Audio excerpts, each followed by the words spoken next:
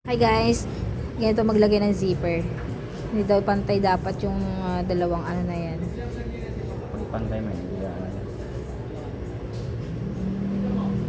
Ay, astig.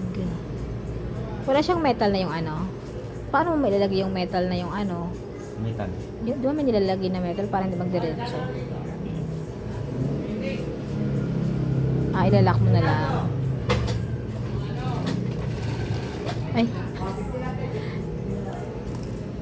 Nasa kabila, ilalak na rin.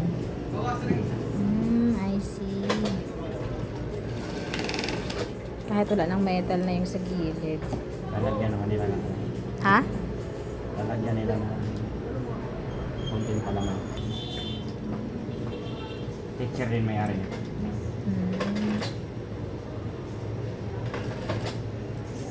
Kaso makapal ko masyado. Makapal na siya. Ay!